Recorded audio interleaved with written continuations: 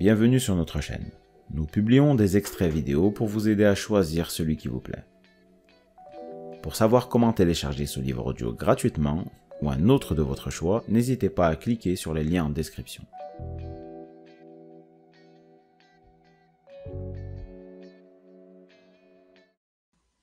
J'ai entendu notre aide ménagère chanter dans la buanderie. Je m'occupais toujours des lessives et du repassage de toute la famille. Mais quand les finances le permettaient, ma mère embauchait quelqu'un pour nous aider. L'aide ménagère fredonnait du gospel. Et cela a été une véritable révélation. La découverte d'un tout nouveau monde. Je n'oublierai jamais.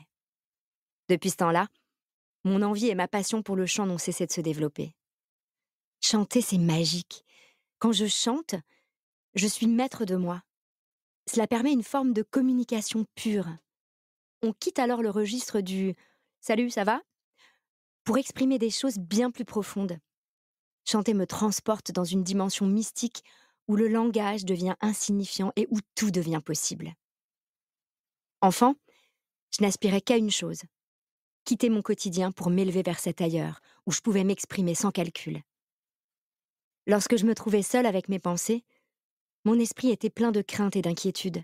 La musique coupait court à cette agitation, me donnait confiance en moi et m'emportait vers un lieu pur où je pouvais exprimer très exactement ce que je souhaitais donner à voir et à entendre. Chanter me permettait d'accéder au divin. Tant que je chantais, j'étais presque hors du monde. Physiquement, j'étais en train de jouer dans la cour comme tous les autres enfants, mais mon cerveau, mes émotions, mes espoirs, eux, évoluaient ailleurs.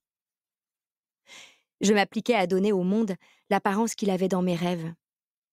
Avec mes copines, on mettait les tubes de Maria Carey et je filmais des clips puérils avec le plus grand sérieux. À 8 ans, je me prenais pour une réalisatrice. Autour de moi, personne ne faisait ce genre de choses. Mais je savais à quoi ressemblaient mes rêves et je m'efforçais de façonner le monde réel à leur image. Les artistes créent des univers et incarnent des personnages parce qu'ils ont besoin de s'évader dans l'imaginaire. M'évader, c'était pile ce dont j'avais besoin. Je ne demandais qu'à vivre dans mes rêves, dans cette merveilleuse fiction, sans jamais avoir à me soucier de la réalité, à moins d'y être contrainte et forcée. Chanter, c'était pour moi jeter un pont entre le réel et l'imaginaire, entre ce monde dans lequel je vivais et celui dont je rêvais si ardemment.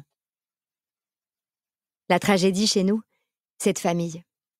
Mon second prénom me vient de ma grand-mère paternelle, Emma Jean Spears, dite Jean. D'après les photos que j'ai vues d'elle, je comprends pourquoi on me comparait tout le temps à ma grand-mère. Même cheveux blonds, même sourire. Elle ne faisait pas son âge. Mon grand-père, June Spears, était un mari violent.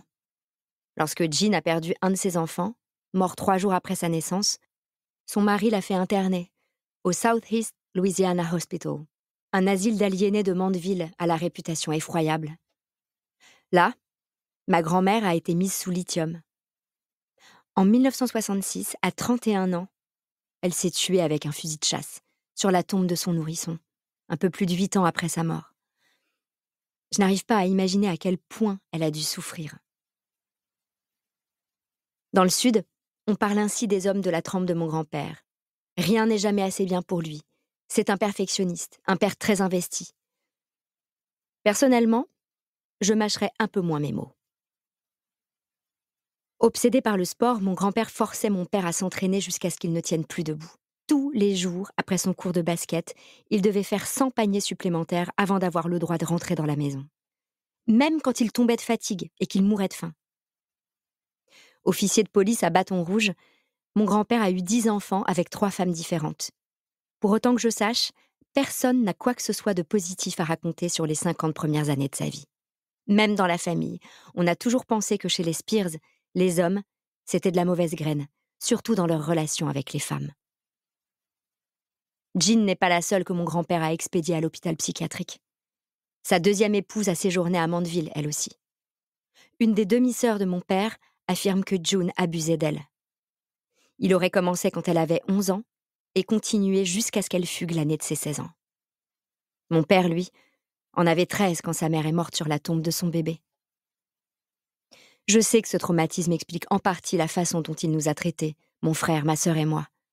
Que c'est pour ça que rien ne trouvait jamais grâce à ses yeux. Mon père s'acharnait sur mon frère pour qu'il excelle en sport. Il s'abrutissait de boissons et disparaissait plusieurs jours d'affilée.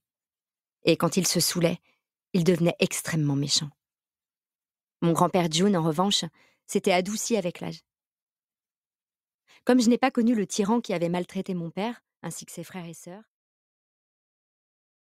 Si ce livre vous a plu, vous pouvez alors le télécharger gratuitement. Pour savoir comment faire, cliquez sur le lien en description de la vidéo. N'hésitez pas à commenter pour nous informer des extraits de livres audio que vous aimeriez écouter.